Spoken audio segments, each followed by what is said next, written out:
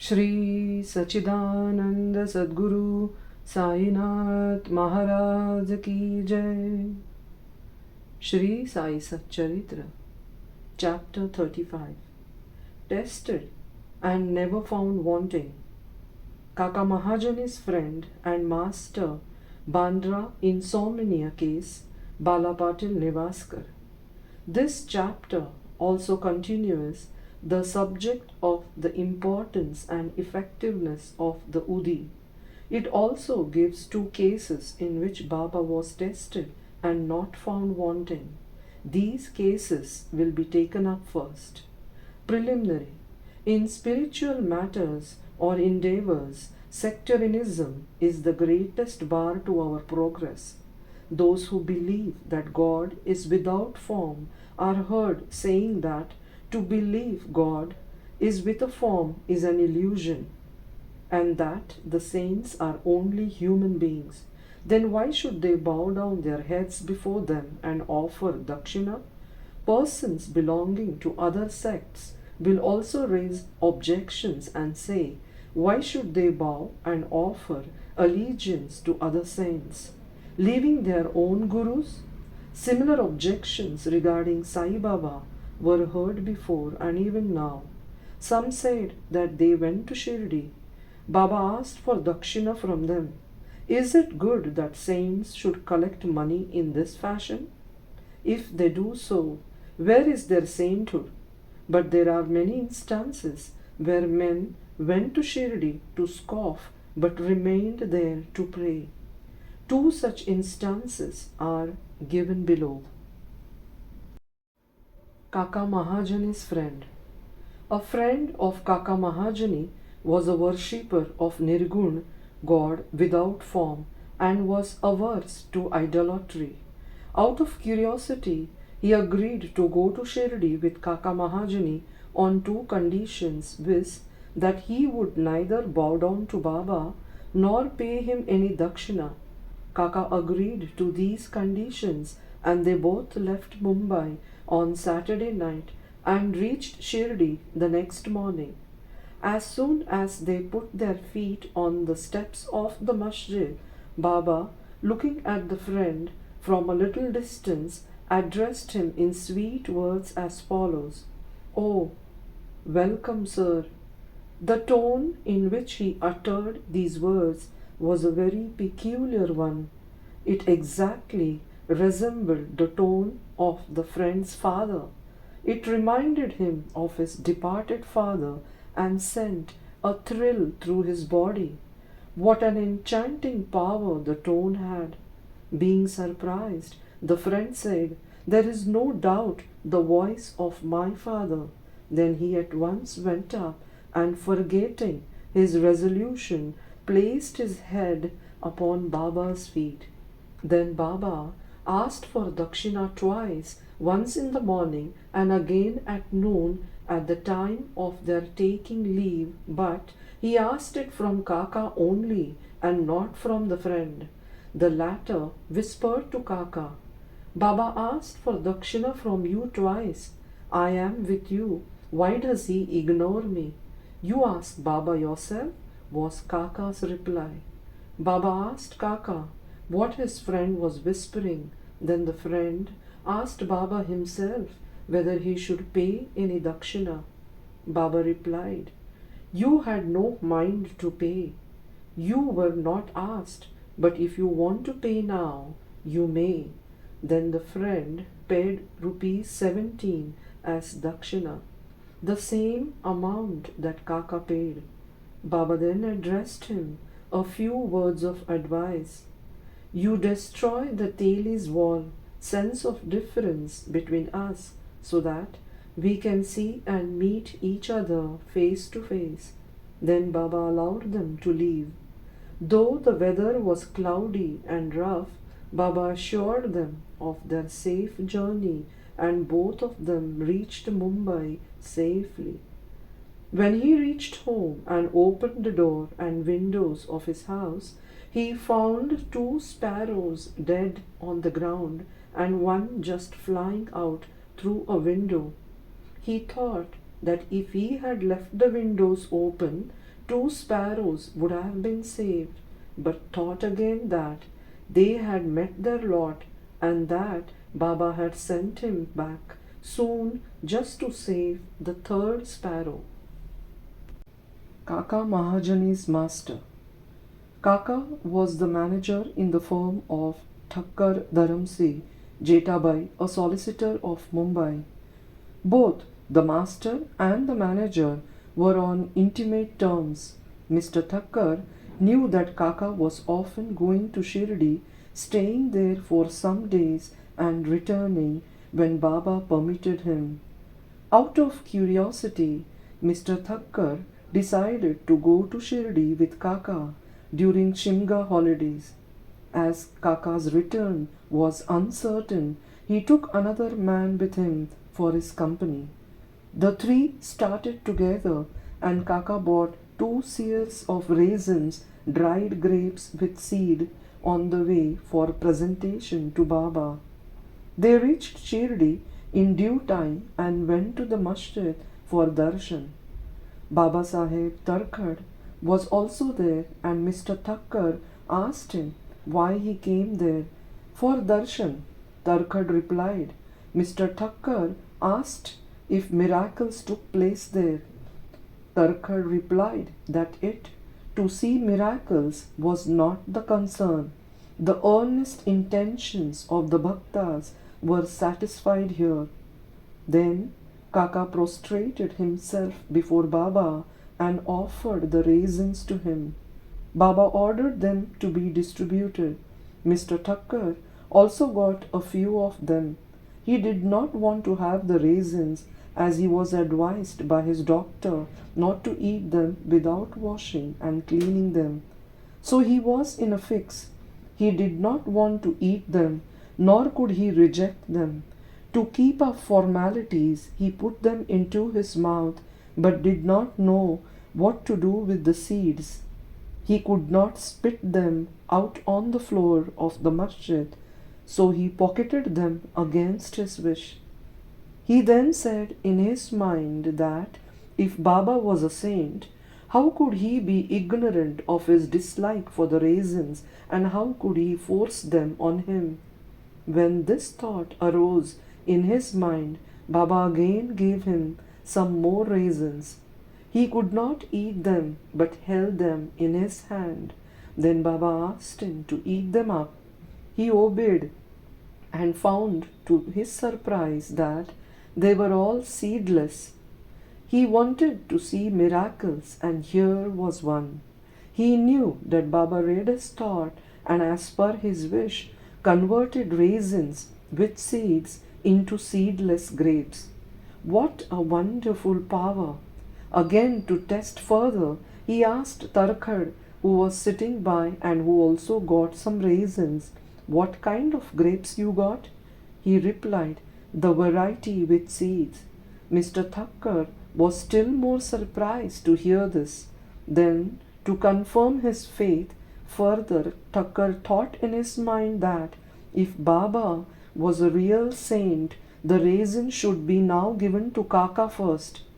Reading this thought also, Baba ordered that distribution should be commenced from Kaka. These proofs were sufficient for Thakkar. Then Shama introduced Mr. Thakkar as the master of Kaka, upon which Baba said, "How could he be his master? He has got a different master altogether." Kaka appreciated this reply. After forgetting his resolve, Thakkar saluted Baba and returned to the Vada. After the noon arti was over, they all went to the masjid for taking Baba's leave for their departure. Shama spoke for them. Baba then spoke as follows. There was a fickle-minded gentleman. He had health and wealth and was free from both physical and mental afflictions, but he took on needless anxieties and burdens and wandered hither and thither, thus losing his peace of mind. Sometimes he dropped the burdens and at other times carried them again. His mind knew no steadiness. On seeing his state, I took pity on him and said, "Now keep your faith on one place you like. Why roam like this?" Thakkar at once understood that this was an exact description of himself. He wished that Kaka should also return with him, but no one expected that Kaka would be allowed to leave Shirdi so soon. Baba read his thought also and permitted Kaka to return with his master. Then Baba asked Kaka for rupees 15 as dakshina and received it. He said, "If I take 1 rupee as a dakshina from anybody, I have to return tenfold to him. I never take anything gratis. I never ask anyone discriminately. I only ask and take from him whom the fakir, my guru, points out. If anyone is indebted formally to the fakir, dakshina is received from him. The donor gives, that is, sows his seeds only to reap a rich harvest in future. Wealth should be the means to work out dharma. If it is used for personal enjoyment, it is wasted. Unless you have given it before, you do not get it now. So, the best way to receive is to give. The giving of dakshina advances vairagya, non-attachment, and thereby bhakti and jnana. Give one and receive tenfold. On hearing these words, Mr. Thakkar himself gave rupees 15 in Baba's hand, forgetting his earlier resolve not to do so. He thought it was good that he came to Shirdi and all his doubts were solved and he learned so much. Baba's skill in handling such cases was unique. Though he conducted all that, he was totally non-attached to them. Whether anybody saluted him or not, or whether anybody gave him dakshina or not, all was same to him. He felt no pleasure if he was worshipped and felt no pain if he was disregarded. He had transcended the pairs of opposites, viz., pleasure and pain. Insomnia case. A Kayastha Prabhu gentleman of Bandra suffered from insomnia for long. As soon as he lied down for sleep, his departed father appeared to him in his dream, abused and scolded him severely. This disturbed his sleep and made him restless the whole night. Every night this went on, and the man did not know what to do.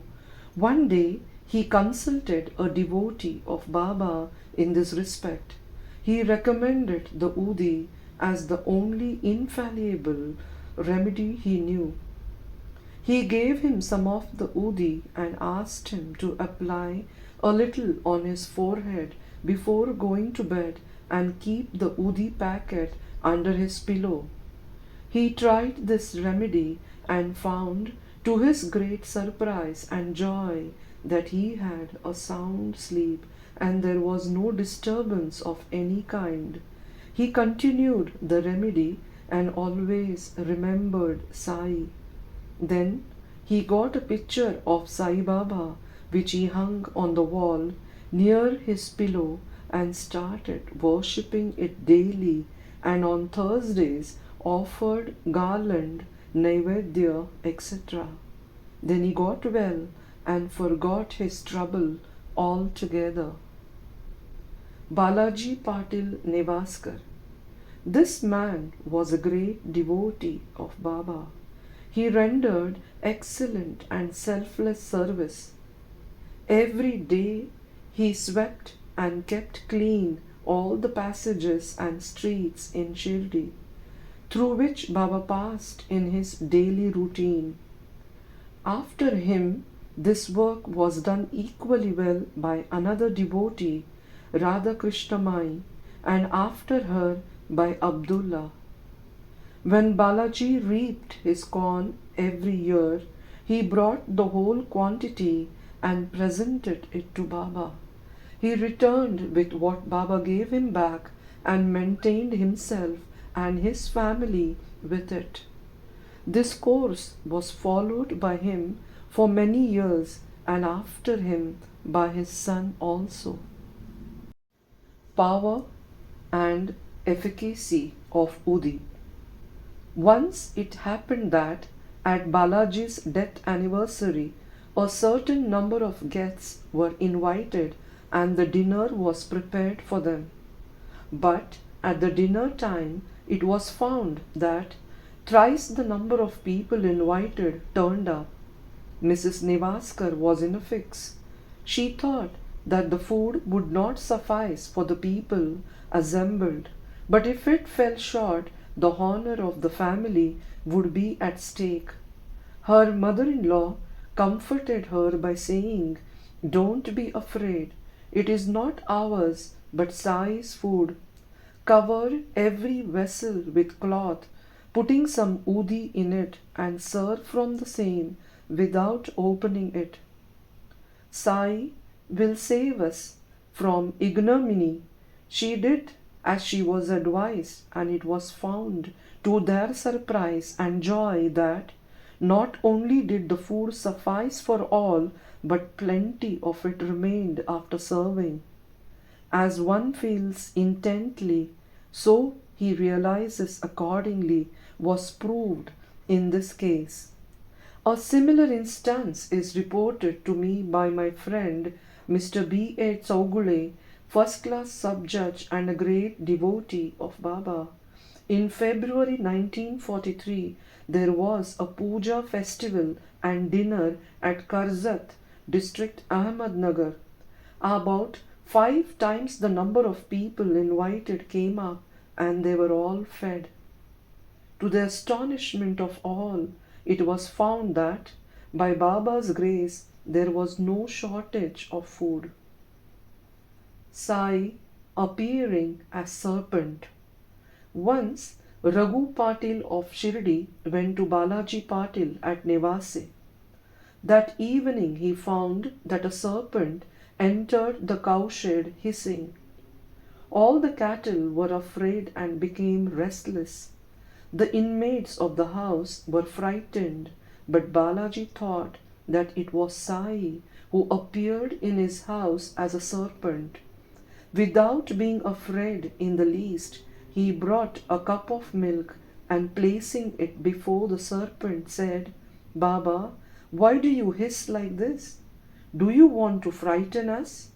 Take this cup of milk and drink it with a calm mind." Saying this, he sat down close by. The other members were frightened and did not know what to do. In a short time, the serpent disappeared of its own and nobody knew where it went. It was not found, though a thorough search was made in the cowshed. Balaji had 2 wives and some children. They sometimes went to Shirdi from Nevase for taking Baba's darshan. Then Baba bought saris and other clothes which were given to them with his blessings. Bow to Shri Sai. Peace be to all.